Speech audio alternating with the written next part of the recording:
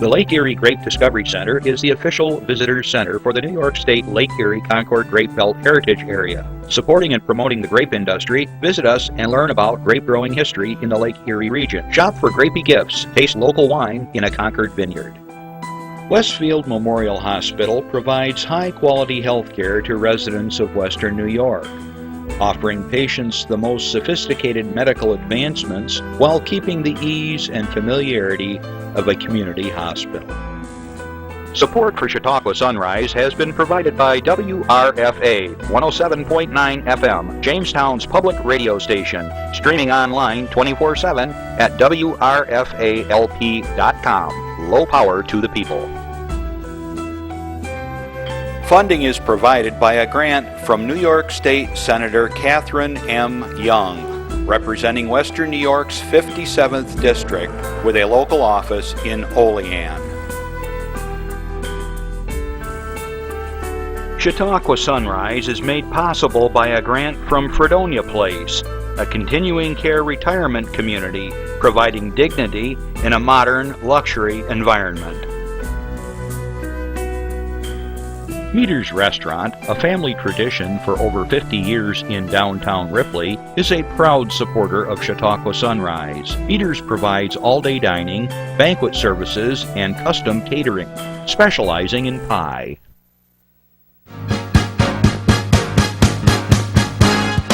From the Access Channel 5 studios in Mayville, it's Chautauqua Sunrise. Chautauqua Sunrise is hosted by Doc Hamels and supported by the award-winning volunteers at Access Channel 5. Continuing the traditions of Senior Report, we are here to share local news, colorful interviews, and events of interest to everyone. Chautauqua Sunrise is broadcast live Saturday mornings each week, countywide, from 9 to 10 a.m. Join us by calling in live, emailing us, or checking out our social media. And now, from the Channel 5 studios, it's Chautauqua Sunrise.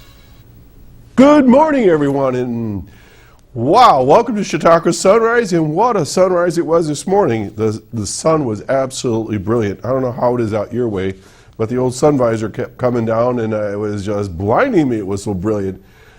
Wow, the weather's been fantastic. I feel like we've got an extra week or two of beautiful summer weather. Great time in Chautauqua County. I hope you're enjoying it as much as I am. The flowers, they're stretching out their season. I've got some late wildflowers that are popping up, and it's phenomenal. Out our way, of course, along the Lake Erie shoreline, we can smell grapes for miles and miles and miles. It's just unbelievable. It's a great time to be alive in Chautauqua County. And for those that are more east of us, the apple season's kicking in, and it's just a fun time to be alive here in Chautauqua. One of the things I do want to mention for those of you that are traveling through our particular part of the county during harvest season, especially with the grapes, be a little mindful that you got a lot of folks coming and going with trucks and tractors and grape pickers, and it's a busy time. They're in full swing harvest starting this week, and a lot of people forget that these folks are picking 24 hours a day. So don't be surprised that you might see a harvester, a picker, at 1 o'clock in the morning going down the road, or trucks with semis with the grapes full in the bins going to the processing plants in the middle of the night. So please be careful. It's busy out there when you don't normally see traffic, and enjoy all that our county has to offer as far as fresh fruits and vegetables this time of year as well. Lots of festivals, grape festivals, wine festivals, apple festivals, farmers markets. It's just phenomenal right now. It's a great time. Excuse me. So I want to share some other things with you here in a second, but I want to remind all my viewers and listeners that if you at any time during the show want to give us a call, you can contact us by phone if you like at 753-5225. and someone will be on the other end of the line, and they'll pipe you right into the studio here with me and my guest. And if you have a question, an announcement, something you want to share, an opinion on whatever it is we're talking about, let's have it, okay? If your club or organization is having an event and we haven't mentioned it on the air, there's the time. It's free of charge, and we're happy to share that information. If you do have an event or something along those lines that you want us to talk about, email us or send us a letter here at the studio at Access 5 here in Mayville, and we'll get that on the air for you as well. Also, I want to say good afternoon to all of my friends over in Jamestown at WRFA 107.9, low power to the people, and good afternoon. Tuesdays at 1 o'clock, they have our show broadcast there, rebroadcast, and we're so happy to be joining you this afternoon. And I know that Tuesday, I believe, is supposed to be really nice weather as well, so enjoy the great weather throughout the county, wherever you are. I'm going to get right to my announcements because today's show, we got a lot to talk about. I mean, when you see what we got to talk about today, you're going to say, woo! The studio is full of items here that we're going to be discussing. I'm not going to tell you what it is yet, but it's going to be a lot of fun, and I think you're going to really enjoy it. So let me put on my reading glasses here, and let's get right to it. All right. Today is Saturday, September 23rd, and at 1 o'clock will be the fourth blessing of the grapes by Reverend Virginia Carr of St. Peter's Episcopal Church in Westfield. The blessing will be held at the Steve Bear Memorial Patio at the Grape Discovery Center right on Route 20 in Westfield. If you have never been there or been part of any activity there, you're missing something. 1 o'clock today, go check it out. Listen, a reception will follow the service where, they'll be recognizing and celebrating 13 years of the Concord Grape Belt Heritage Association. Enjoy a Concord-filled cake, grape juice, coffee, tea, while visiting with members of the community. The Concord Grape Belt Heritage Association is a 501c3 nonprofit organization of grape growers, juice processors, and wineries, and those related grape industry businesses and regional organizations. Their mission is to encourage and support the grape and wine industries within the region and to enhance the region's quality of life. In May 2013, the Grape Discovery Center was opened by the Heritage Association as a showcase for local grape-related products and as a venue for sharing the rich history and the culture of the region. They're one of my underwriters here at the show. We've had Christina McCain on the show a few times. If you haven't been there, I'm telling you, you're missing something really cool. It's really part of our county, and I can't stress it enough that it's just a great opportunity to bring the kids and family members, because there's something for everybody to see and certainly to appreciate the industry. The Grape Discovery Center is located in the heart of grape country at 8305 West Main Road, Route 20. Right there in Westfield. And if you have any questions, give them a call at 326-2003. All right, let's go up to Dunkirk now. The Northern Chautauqua Community Foundation is offering a grant writing workshop on October 10th from 9 to 11 a.m. This workshop is designed to arm nonprofits with the fundamentals of grant writing and is free to all nonprofits, charitable organizations, and municipalities wishing to submit proposals to funding sources. The Patterson Library is hosting this training in their Octagon Gallery right downtown Westfield, New York. Professional grant writer Sherry Lance will lead the workshop, providing practical tips and strategies for writing each component of a grant application. Okay, registration is required as space is limited. And if you want more information, go to the foundation's website at nccfoundation.org. And I got to tell you, folks, if you are interested in writing for a grant, a lot of times you send your grant in and it's rejected. And a lot of times you don't know why. Well, find out why. Sometimes you don't have enough in the narrative. Sometimes you haven't supplied enough evidence, or you haven't done this or that. And Sherry will give you some tips on how to write a really successful grant. Okay, let's go to Bemis Point. In approximately 49 minutes from now, the Chautauqua County Historical Society, in partnership with the Bemis Point Historical Society, will be presenting a special lecture on the 100th anniversary of women's suffrage in New York State. It'll be held at the Bemis Point United Methodist Church. So if you're really interested in that, I understand. You can take off, shut off the TV, catch me later tonight at 2 or 8 or throughout the week, or listen to us on YouTube. But that will be happening in just about 45 minutes over at Bemis Point. Michelle Henry, our county historian, was here a few weeks ago, and we were talking about women's suffrage and not realizing that Chautauqua County had a huge role in women's suffrage, especially in New York State. The event is free and open to the public, so if you're interested, check it out. Okay, let's go to our first slide. It's the 8th annual Step Up for Autism, all right? And that's going to be held next Saturday at the Resource Center at 200 Dunham Avenue. $20 per person, includes a t-shirt.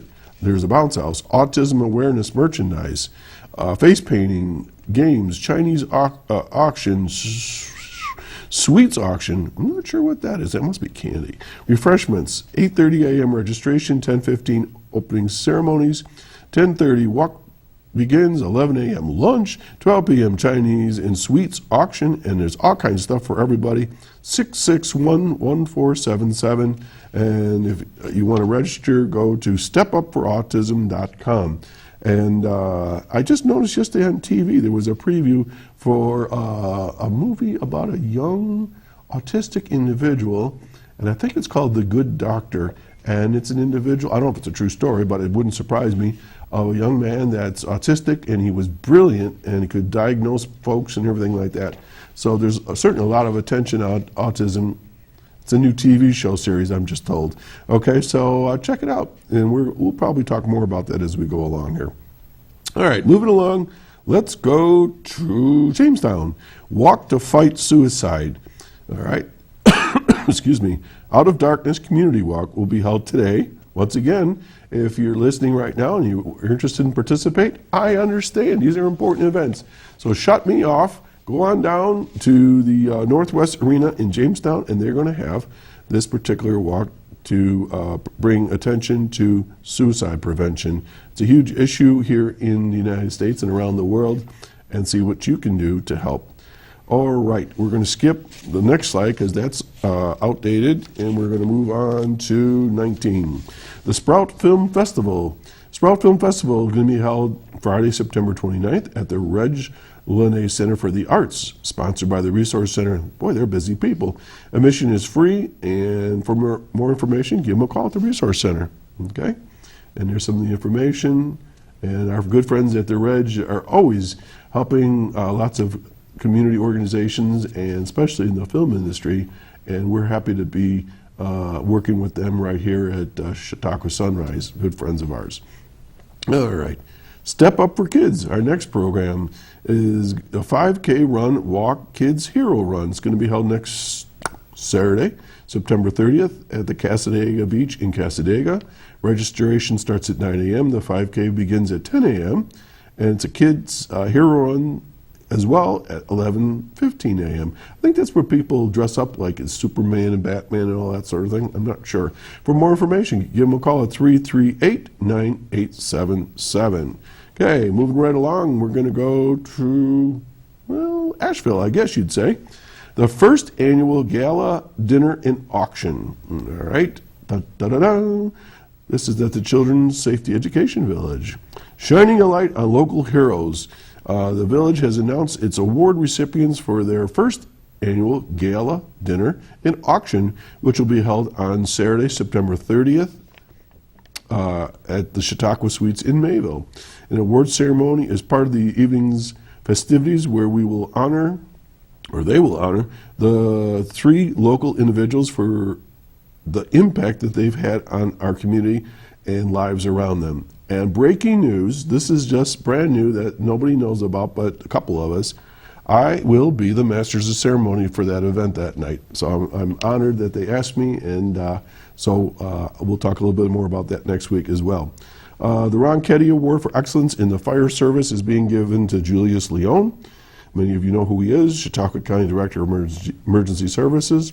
The Kevin Link Award for Excellence in Law Enforcement is going to be given to Matthew Hazelton. The 2017 Young Hero Award is being given to Raymond Carlson, who committed a heroic Act in 2009 when he was only 9 years old. Okay? For more information about the gala or to purchase tickets for the event, please visit, this is all one word, childrensafetyvillage.com/events, or give them a call at the village at 338-0171. And as you know, Jessica was on the show last week, and she was talking all about what was going on at the village. It's a great place to visit and have children participate in all of the safe lessons and the curriculum that they offer there. Dinner will be served at 7 p.m. Awards will follow after that. Lastly, a live auction will take place. All proceeds from the auction will go to support the Children's Safety Village's important fire, traffic, and bike safety programs, where children from all ages, from all over the area here in Chautauqua County and in our bordering towns from the other states and counties, learn hands-on environment, are given important safety education that could one day save yours or my life. Again, for more information, 338-0171. So I'm looking forward to that. And let's see, I want to make sure I'm on the right page.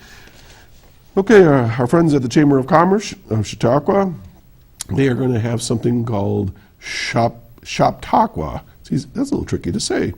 Chautauqua represents the Chamber of Commerce's objective to drive foot traffic into local businesses and help their members increase sales and connect business representatives with their peers. They do this in a variety of ways. The new Chautauqua gift card, which is available for pre-sale now, will be distributed starting October 2nd, so not far away from now, not too far along the way here. The Chautauqua gift card is redeemable at business locations only in Chautauqua County, supporting our local economy. So you can check that out. And also, they're going to be having something called Chautauqua County Restaurant Week during the week of October 16th to the 22nd. And we'll talk a little bit about that when it gets a little bit closer. Okay, a couple more things here. Okay, let's go on to our next slide. Holiday Arts and Crafts in October. The Hartfield Ladies Auxiliary have their Holiday Arts and Crafts in October. That'll be held on the 7th. Saturday from 9 a.m. to 3 p.m. at the Hartfield Fire Hall on Elmwood Road. They're going to have a Chinese auction. Drawing will be held at 3, and there's a 50-50 drawing which will be held later on the 18th of November. So they're kind of going to be running there for a while. All right, and then something very near and dear to my heart and my guest's heart, the Westfield Mayville Rotary Gold Rush is coming up in 2 weeks, and that's going to be held on Saturday, October 14th at Easton Hall in Westfield. They're going to, let me see if I can get this right. For $30, you get a Chevette's Chicken Barbecue, and that starts at 6 p.m., and then you have a chance to win a variety of prizes, and the grand prize is $1,000, and every year they give out $1,000 to the grand winner. Then there's other prizes, 50, 100, 40, 10, 20, whatever. So there's a variety of smaller prizes, but it all leads up to the grand prize. And for more information, you can call Linda Dunn at 326-3012 or contact any one of us Rotarians from our club, and we'll be happy to provide you with tickets, provided you give us the money. Okay, so that's coming up October 14th, and I will be the master ceremony for that event as well. A late item that came in, and I don't have a slide for or anything like that, but our friends from Cassock want you to know that in the event that you know of someone that is dealing with alcohol, drug abuse or gambling or any kind of addiction, you can always call an 800 number. It's called 1-878 New York. So it's like you can do the letters. So again, 1-878 New York. If you punch those numbers in letters, you'll get to a hotline. Okay, and then I want to announce that Destination Chautauqua, that's the group that right out of here at Access 5 does the Mayville Parade every year and a variety of other programs. They're going to have candidate interviews, and they're going to pop that up here in a second, and we'll go through it real quick. So on October 7th, We're going to have folks that are running for county legislature, for county executive. So you got, I'll just use their last names, Samora, Ferguson, Hemmer, and Himmeline will be on the 7th, and I will be moderating those interviews like I do here at the show. And then the following week, on the 14th, you're going to have the same type of thing with Adams, Lazzaroni, Borello, and Ames. All right? So there's the times, and we'll talk more about that next week. But do tune in, and that's going to be live, and when you get an opportunity to see people up close and personal as I ask them questions, and you get to listen to why you may or may not want to vote for them. Okay, so it's a courtesy and a opportunity for you to learn more. So with that, I'm going to be quiet. We're going to take a little break, and we'll be right back. Stay tuned. I'm telling you, we got a great show in store for you. I am a veteran. My victory was finding the strength to be a champion. My victory is having a job I can be proud of. At DAV, we help veterans get the benefits they've earned. My victory was finishing my education. My victory was getting help to put our lives back together. DAV provides veterans with a lifetime of support. My victory is being there for my family. Help us support more victories for veterans. Go to DAV.org. Hey, we're back. I'm still Doc Hamels, and you're watching Chautauqua Sunrise. I mentioned earlier that the weather's changing and all that good stuff, and it still feels like summer, but I was told that somewhere around 4 o'clock yesterday afternoon, we moved into the next phase of the year, and that is fall or autumn.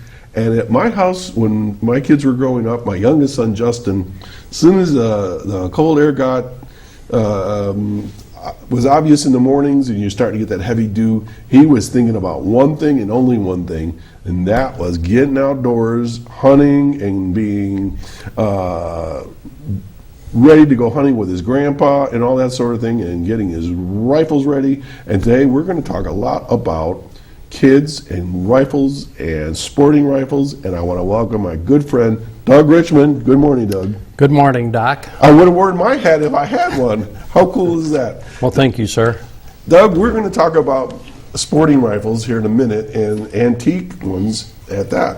But maybe not everybody knows who you are. Can you give us like the elevator speech? Who are you?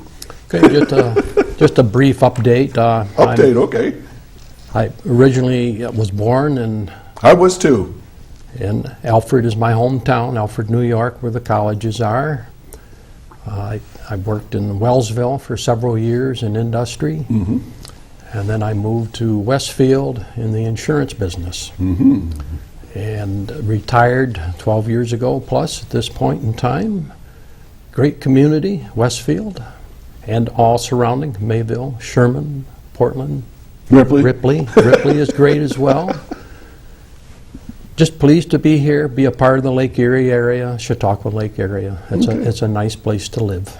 Doug, you and I have known each other quite a long time, not only through Rotary, and I don't even know how many years, probably going on 14, 15 years, and we both have served on the Chautauqua Opportunities Board and so forth. And as we've traveled across the county to meetings and things like that, we've talked about our particular hobbies and passions. And I know this is a passion for you today, what we're going to talk about. So how did you get involved with sporting rifles? I mean, I don't know if people can see this right now. For those on the radio, Doug has on display 1, 2, 3, 4, by about 7 or 8 different rifles. So how did you get involved? I mean, were you one of those kids that woke up during the first day of fall and had that buck fever, as they said, or? That's very true. And basically, as far back as I can remember, there were always some firearms around the house. It was just a common practice. I was raised in a farming community in the Alfred area, out of town and in the village as well. I still do have my first rifle from the age of 14. I actually have a picture of myself holding a rifle when I was 7 years old that I do have hanging on the wall at home. So your family were hunters? Yes. Okay. Hunters, and what in those days, what would you hunt for? Small game, basically, as a child. So really you not always much look different. forward to the large game hunting opportunity. At that time, happened at age 16. Today, I believe you can hunt big game at age 14. I think it allows you with an adult. Yes, Right. first year you always have to have an adult. Right. And for small game hunting today, age 12, I believe, in New York State as the beginning age. There is a very serious safety course that is provided, and everyone before they hunt and acquire a license and handle firearms should take that course, definitely. Good. And these rifles today that we're going to be talking about are sporting rifles used primarily for small game and target shooting.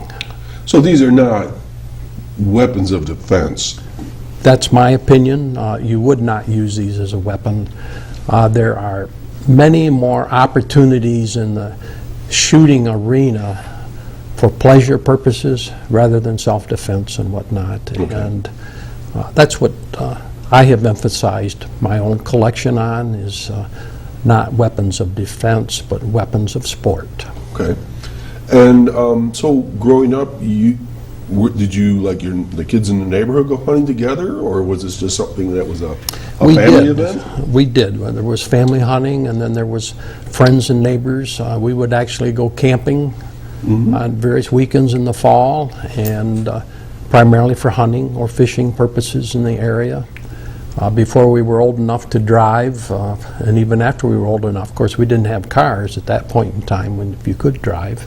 For the most part, our parents would take us wherever we were gathering together, and we always had a great time, and a very safe time too, I may add. I'm not trying to date you or me, but when you went hunting, you get small game.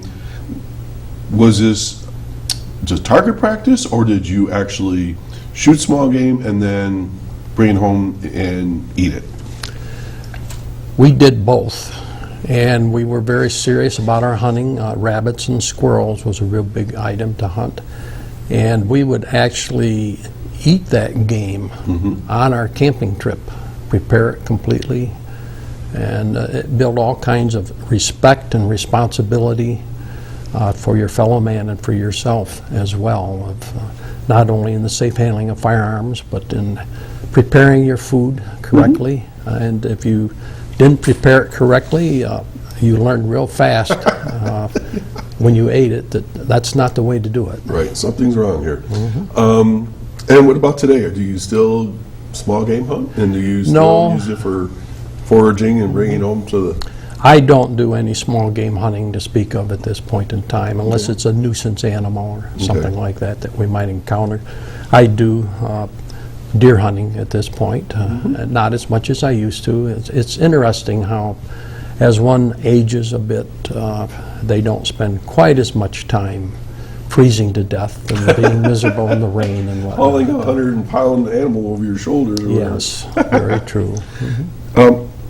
Right now, my listeners on WRFA, they can't enjoy your top of your head here.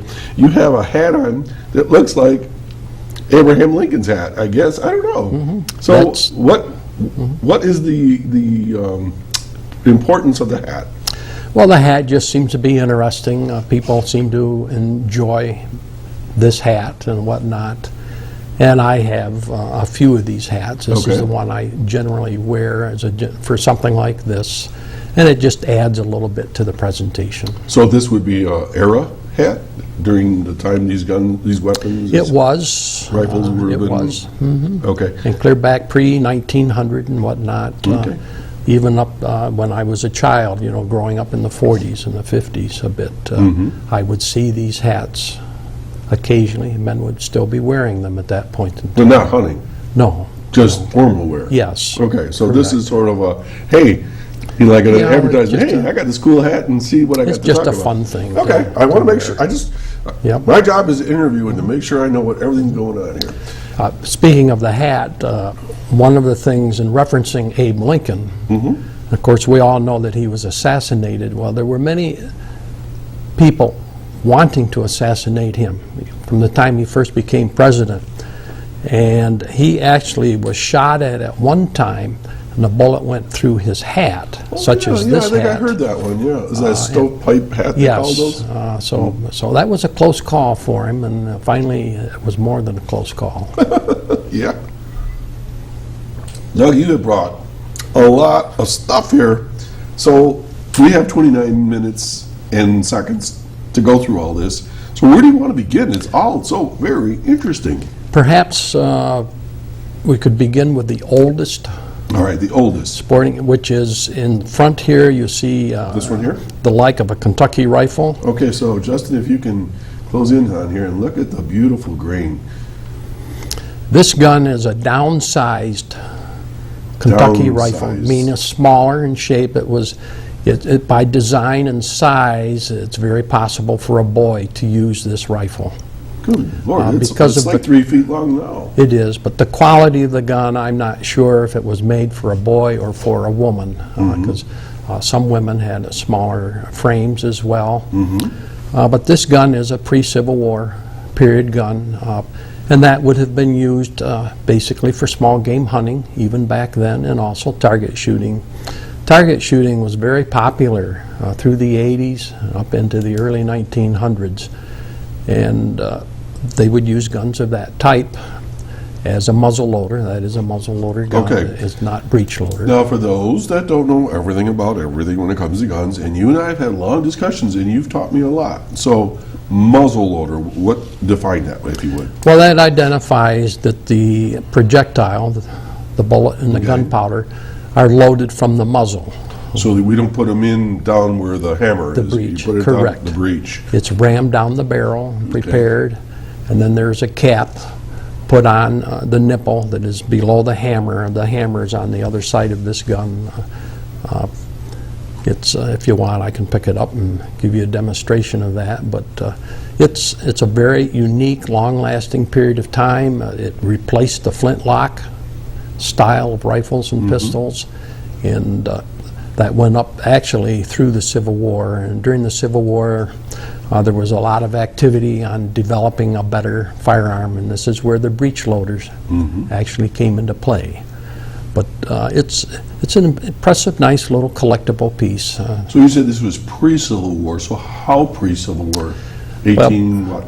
The flintlocks faded out about 1830, roughly, if I recall. So thereafter, the percussion style of muzzle loading was much more efficient, easier to maintain and whatnot. So it was kind of the end of the flintlocks, about 1830. Okay, so this is from that period then? This would have been after 1830 up to the Civil War period. This is how I just kind of judged the period of time that gun may have been made. So were there like rifles that were like everyday rifles, or were there ones that were like high-end rifles? I mean, what would the common person use? Something like this? A lot of common folks had these guns. These guns have rifled barrels in them, and of course your weapons that were used during the Civil War and earlier, a lot of them were just clear bore. There was no rifling in So them. rifling is like there's like a grooves in there. It causes the bullet to spin, and it creates much better accuracy. They actually had that design way back in the time of the Revolutionary War. Okay. But your muskets and whatnot that were used in battle were smoothbore and did not have near the accuracy of the guns that some folks had, and the Americans rifled, and they much preferred, if they were in George Washington's army, if they had them, they would bring their own rifles at that time. So now where would this have been made? In America? Yes, that's an American-made gun. I'm not sure if it was made in Pennsylvania, Kentucky. A lot of folks call those Kentucky rifles. There's probably more accurate to be called Pennsylvania rifles. They would have been made all around the northeastern part of this country, primarily along Connecticut made them, New York made them. There were gun makers. Chautauqua County has loaded with gun makers in our history. It's a very interesting reference to research and read. Every time I have somebody on my show, I learn a little bit more about the history of Chautauqua County. I was mentioning Michelle Henry that was on the show, and she was telling a lot about the history of Chautauqua County being involved with world and national and state politics. So I didn't even know there were gun makers here. But I suppose that would make sense. That was your tool of the day. I mean, everybody had sporting rifles, I guess, in their homes. They did. It was all homes had guns in them at that time. And I think that there was less misuse of firearms in that area. It's unfortunate in my observation that the more we move along in our so-called current society, unfortunately, there seems to be a negative feeling about firearms. Right. And it's only because of the defense and the weapons and whatnot in that respect. The sporting arena seems to be ignored to a great degree today, which is so unfortunate in my feeling. And really here in Chautauqua County, that for those of us that live in the country, the rural areas, these are tools of the trade. This is in most homes. This is not an unusual sight to see a sporting rifle locked up in a cabinet and used throughout the seasons. Very true. To go hunting and so forth. All right, so if I was a young boy back in the 1840s or whatever, I'd have my long rifle. But you have something else here. Yes, one of the things that, referencing the boys' rifles, and in my own personal experience, you always like to go camping and whatnot. And if you went hunting, you always had your first knife. I've got a knife here, just a boy's knife. I don't know if you can see that very well or not. Here comes. It's kind of a neat one. This knife was actually made in Olean. It's a K-bar knife. And this knife was made somewhere between 1920 and 1930. You notice the top of the knife has got the ridges on it. Yeah. That was made for scaling fish. Okay. So it's like you an could- all-purpose. An all-purpose, all-around hunting knife, What was the fishing handle knife. made out of? This is a stag. This is antler stag. This one happens to be called split stag. You cannot see any metal between the two stags, and then it has also a stag pommel on it as such as well. Just an attractive old knife.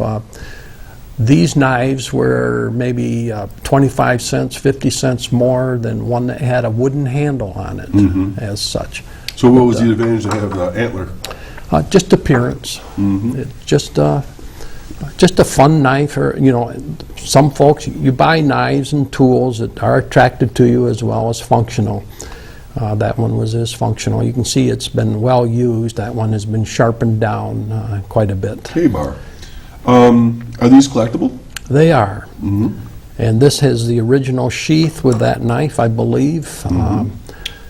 The majority of these older knives do not have the original sheath. They dry out, they tear? They do, they break, they lose, and the snaps wear out. And unfortunately, my first hunting knife I lost as a kid.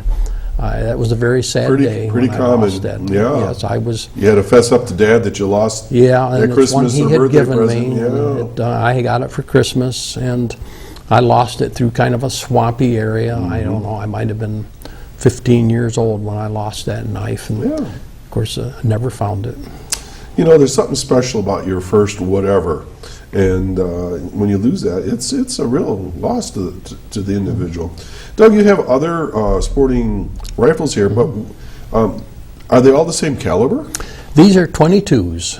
Okay, you have a little display And I there. do. I don't know if the camera can zero in on How about that little one, Justin? this one right here, Yeah, perhaps. can you zoom in on that if for you us? can see that. Okay, for our listeners on the radio right now, we're looking at a small display of a variety of 22 caliber ammunition. Those are all the different lengths and sizes. You very seldom will ever find blanks today, or short blanks, or the BB caps. What's a BB cap? Well, it's a real small projectile. It's interesting enough, people probably use those around the barn to shoot rats or whatnot, possibly. Small projectile that might even try to eliminate some of the pigeons that are giving them problems in the top of the barn. That long rifle number 12 shot, you see on the lower left there. I actually, as a kid, enjoyed trying to eliminate the pigeons in the barn, and my grandfather would let me use those shot shells because it would not put a hole in the roof.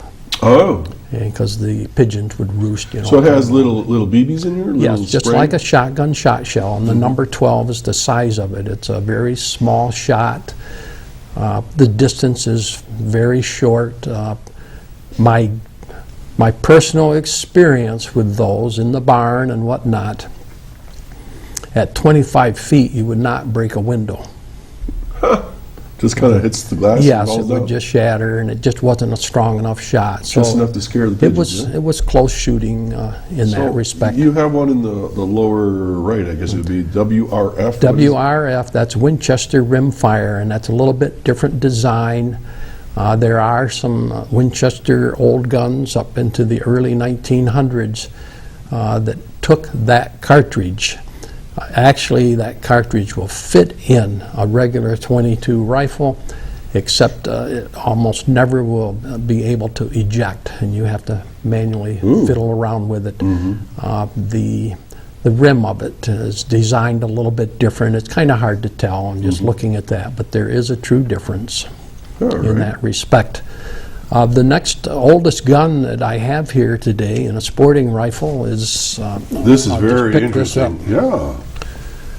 This gun was made between 1875 and 1896. It's officially known as a pocket rifle, and it was more commonly known as a bicycle rifle. The stock itself comes off very easily and would go into a little pouch, and they had a little carrying pouch that would fasten right on their bike, and you could ride around town and always have your rifle with you for... Now, there's I'm going to call it an attachment, but you call it a stock. It's like a, I don't know, a hollow frame. Yeah, that's this is hooked a to the- wire stock on this particular one. Was that And- just to kind of steady the weapon when you're... Well, that way, rather than a pistol, which is not as easy to hold and as accurate, this allowed you to put it against your shoulder and Oh, shoot all right, it. so kind of steady And yourself. gave you a better steady opportunity. It's a break action Okay, like this, so you put your bullet in? and the bullet would go in there. This particular gun has both a peep sight system and an open sight system. I believe there were only about 8,000 of these made. Pretty rare then, huh? This actually was the second model of this pocket rifle that Stevens made. They made the first model about 2 years, and they discontinued and came out with an improved safety feature on it for shooting purposes. But very interesting rifle. You don't The see a barrel lot on of... that is quite long compared to the rest Yes, of the... because it's a rifle. It's like a not rifle pistol, well rolled Yeah, in. pistols would be way down around here in Right. that respect. So this is, again, for small game? Yes. And this is a oh, 22? Yeah, and for target shooting or whatnot, but it was probably used for, probably they shot more tin cans at that time than they did anything else. So this was, again, called what? This is called a pocket rifle, Pocket rifle. All right. From that I don't particular think I've ever area. seen one before. and it's got kind of a little spur trigger. You see that there is no trigger guard on it as such. And this would be circa what? This gun was made from 1875 to 1896. So this is a Wow. pre-1900 black powder pistol. It's not really, I would not encourage anyone to even try firing this today because we have the smokeless powder, and smokeless powder could damage this gun. Okay. And that handle is, you said walnut? Yeah, the grips on I like this. the woods in these things. Yeah, That's why I'm all always- of these guns here today, I believe, are walnut. But these have walnut grips on it as well in this respect. But it's just an interesting And where was this example. manufactured? This gun was made by Stevens, I think it's Chicopee Falls, Massachusetts. All right. Sorry I didn't make a quick No, reference no, to that. no. I'm just today. curious because most of these would be made in the East, I would assume. Eastern Yes. kind of part of the United States, Yes, not that is very California true. or, that sort of thing. Okay, so what else you got here? Well, the newest gun, let's go newest one. back to the newest gun Right, that was it.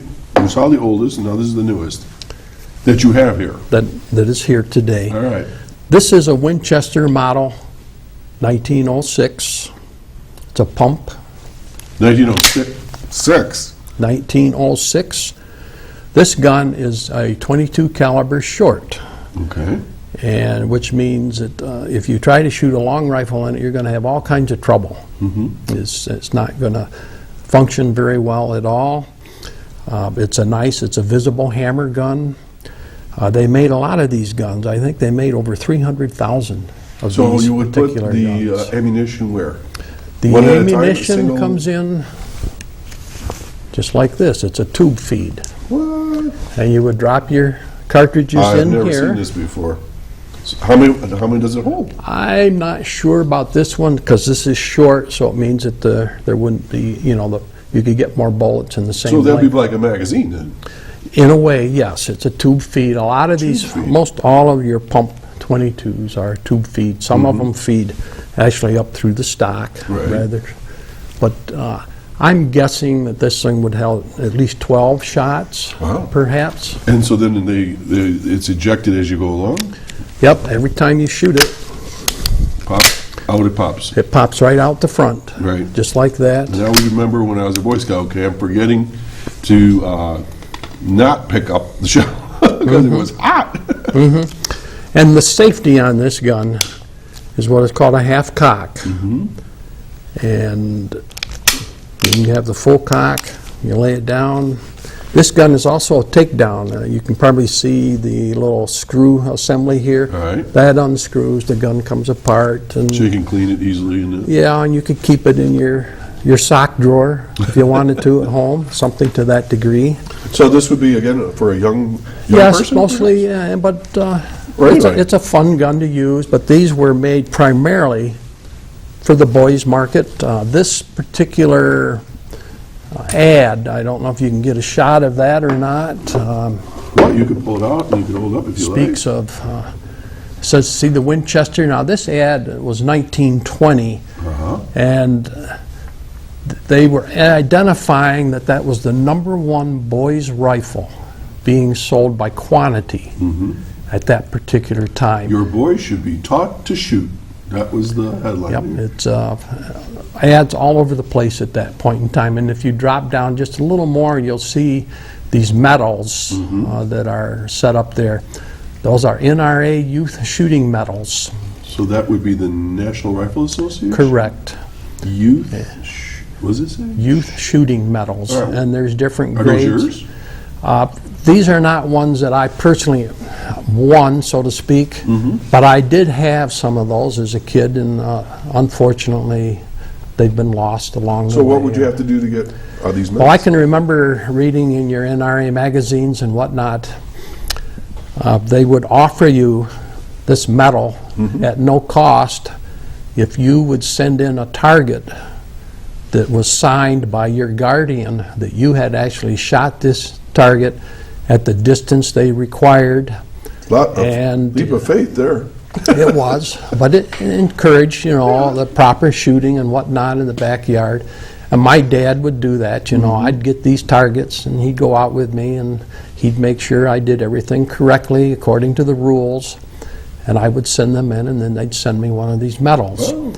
And as time went on, and the more you were involved in the program and your accuracy increased in target shooting, they would send you a medal that identified that you'd shot a little bit better than the last time. Wow. And whatnot, which was a good way this to was- promote. The NRA, where are they out of? Well, they operate out of Washington, D.C. today, and you hear, unfortunately, I feel, a lot of negative opinions about the NRA. But the National Rifle Association has done more probably than any other organization for safe firearm handling. Right. And they have a lot of courses today.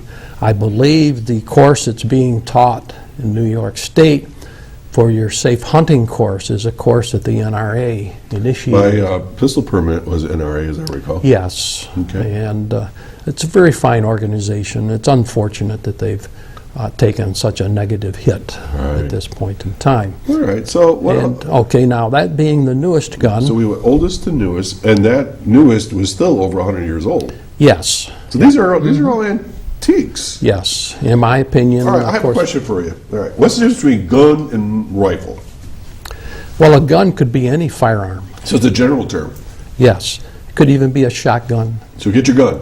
Yep. So And you get your gun. Okay, so whatever. And a rifle and a shotgun, depending on the ammunition?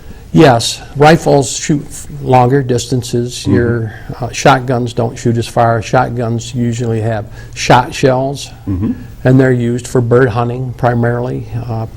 They have been used in New York State and still are to a great degree for deer hunting as well with slugs, a single projectile. Okay.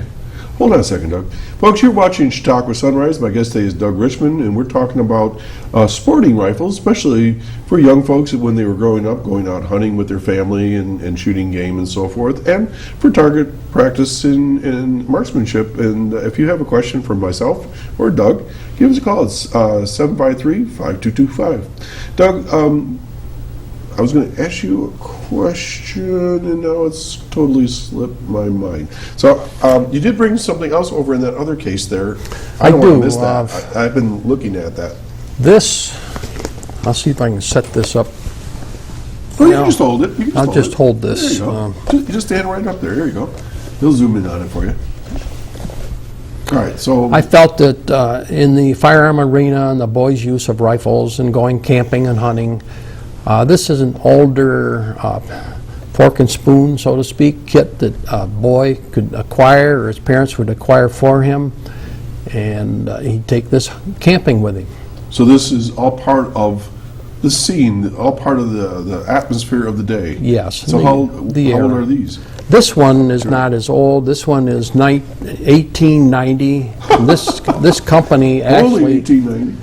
actually made products up to 1970, and I don't have a way of dating exactly when this one was made, but my guess is that this one was probably made around 1930. Okay. Perhaps. So if you were a young boy or girl and you were going to go out for the day, you grab your rifle, you grab your utensils, probably your some sleeping matches, bag. your sleeping bag, and go out for the weekend maybe and enjoy nature and do it safely, right? That's very true. And it all built on responsibility. I know what the question was. Okay. So we said that these are sporting rifles. Today, are there still competitions for young folks? There are. And unfortunately, one of the things that has happened in our school programs where firearms are not allowed on any school properties, but in my tenure and yours, I belonged to a rifle club in school. We had our rifles in school. I know here in Westfield, they used to keep their rifles in the basement for their rifle club. I used to shoot on that same range with many my of our pistols. schools have trap clubs, though. They do, but of course they go to the fishing game clubs Right, or round guns whatnot and to partake of that. But it's unfortunately that era seems to have left us at this point in time. All right, well, let's continue. Well, so is there local competitions other than the trap clubs for the schools? I mean, does it? Not that I'm aware of in this area. I have, I recently had, well, recently, within the last 10 years or so, we had a guest at my camp. Actually, her boyfriend was my guest, and she came along with him, and they were engaged to be married, and we were doing some, what I call backyard clay pigeon shooting with our shotguns and whatnot. And we asked her if she wanted to try. She said, "Oh yeah, I'll try." And she hit every single bird, the clay pigeon bird. Annie Oakley reincarnated. And I said, "Where did you learn to shoot that?" She says, "Well, we had trap shooting in high school." She went to Sherman Central, and she was the second best shot in the league when she was there. Very interesting, and it's a lot of fun to do stuff like that. My son, he's really good at it. Okay, so what else you want to Let's look at, talk about? this is an interesting rifle. Yeah, I was looking at it. It's really tiny. This is a very small gun. This one is a Hamilton. It's a Model 27. I got to tell you, from here it looks like a toy. Yes, but it's not. It's not. It's a real deal. And this gun has a very interesting breakdown like that. It's kind of an open action, 22 single shot. It comes apart. You can see the screw on it there, perhaps a little bit, and it's very easy to come apart. Again, you could keep that in the drawer in your bedroom or whatnot. And at least in my period of time, I was always allowed to have my guns in my own bedroom, but I knew never to misuse them whatsoever. And that particular gun, I guess I didn't make a note of. This gun was made in 1908. and Wow. it weighs 2.5 pounds. It's really quite slender. This gun had a price of $3 Huh. when it came out in 1908. So what would you use that for? That again would be plinking, and it would be for, well, plinking is like shooting at tin cans. Oh, okay. And you could do some target shooting with it. You would probably use that to try to shoot a rabbit or. Would that be maybe perhaps a first rifle for Yes, someone? Just to get them started? Very, very. There were companies selling products that if you send in X number of box tops, they'd send you a rifle. I can't imagine. Can you imagine that today? With all the And at that laws time, you and can rules just we have it, even when I was a kid and you were a kid. Yeah. I had friends that would buy guns directly from the gun company, and they were mailed right to your house. Those laws have been adjusted so that unfortunately you can't do that today. No, you would have an escort. You would have a major problem, unfortunately. Excuse me. I don't know as that law has really helped us in the safety and misuse of firearms.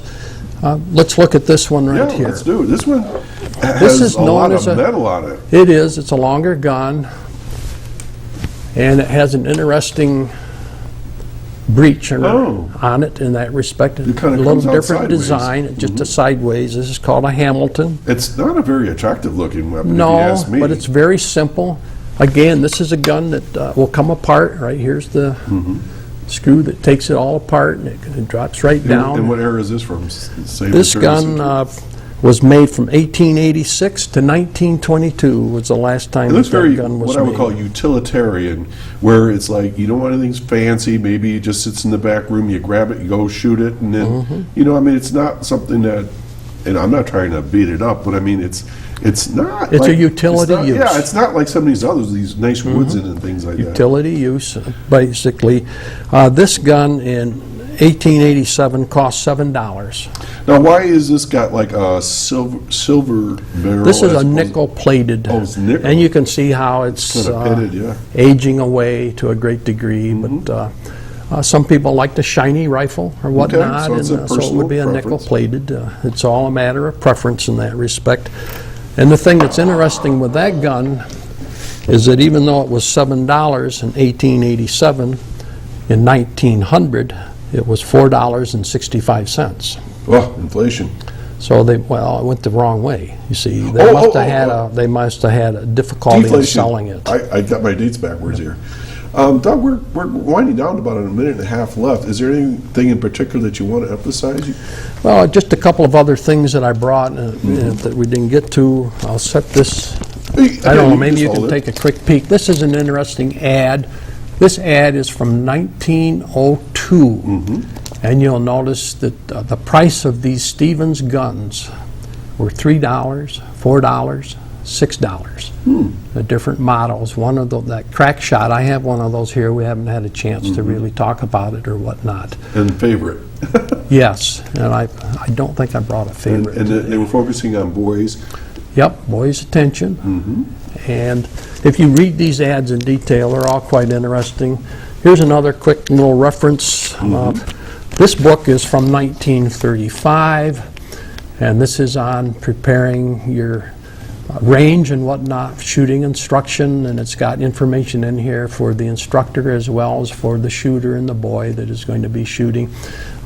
Very nice little periodical. There's all different kinds of companies produced So those. where do you get all these things? If people are interested themselves, I mean, You find them where you find them. auctions and sales. And auctions and garages, sales, gun shows as such. You just keep looking around. Hey, Here's last another. item. Last item. Yeah, I don't know if you can zero in on that or not. there we go.